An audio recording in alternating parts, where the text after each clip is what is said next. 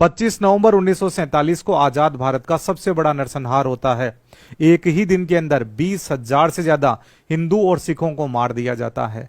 5,000 महिलाओं का रेप हो जाता है। महिलाएं अपनी इज्जत बचाने के लिए झेलम नदी के अंदर कूद गई थी। एक आर्य समाज का हॉस्टल था जिसमें 100 लड़कियों ने एक ही कुएं के अंदर कूदकर जोहर कर लिया था। और इस नरसंहार को अंजाम दिया पाकिस्तानी आर्मी और कबीलाई पठानों ने। बाकायदा नरसंहार को अंजाम देने के लिए उन्होंने जीन और जार का भी समझौता किया, यानी इस नरसंहार के दौरान जो महिलाएं हैं वो पठानों के हिस्से में आएगी। और उन्होंने बाकायदा 5,000 महिलाओं को अपना गुलाम बना लिया था। बाद में उन्हें रावलपिंडी और पेशावर के बाजारों में बेच भी दिया था। और जो जमीन और संपत्ति है वो पाकिस्तानी सेना के कब्जे में आएगी। 15 अगस्त 1947 को भारत आजाद हो जाता है, लेकिन जम्मू और कश्मीर रियासत ने भारत में विलय नहीं किया। तो 22 अक्टूबर को पाकिस्तानी सेना और कबीलाई जम्मू और कश्मीर पर अटैक कर देते हैं। तो वहां के राजा ने 26 अक्टूबर को भारत के अंदर विलय कर दिया। उसके बाद में भारतीय सेना पाकिस्तानी फौज को पीछे खदेड़ने में लग जाती है। लेकिन नवंबर महीने के बीच आते आते शेख अब्दुल्ला के कहने पर भारतीय फौज को रोक दिया जाता है।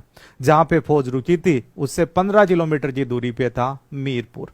वहां पे पाकिस्तानी फौज पहुंच जाती है और आम नागरिकों को कहा जाता है कि आप अपने घरों पर हरा झंडा पहना लो और हमारी फौज को यहां पे अपनी जगह बनाने दो।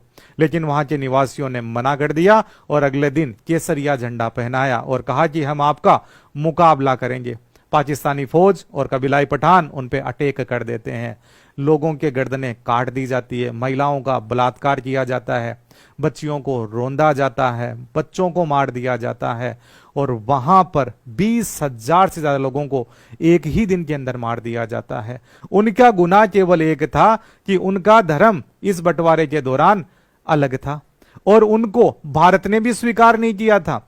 इवन जब यह अटैक होने वाला था तो मीरपुर के लोगों ने जम्मू कश्मीर रियासत के प्रधानमंत्री मेहर चंद महाजन को लेकर तत्कालीन प्रधानमंत्री नेहरू जी के सामने भी गुहार लगाई थी।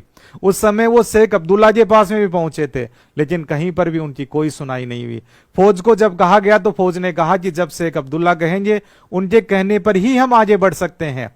तो ये इतिहास के सबसे बड़े कत्लेआमों में से एक है जिसे इतिहास में दर्जा ही नहीं दिया गया।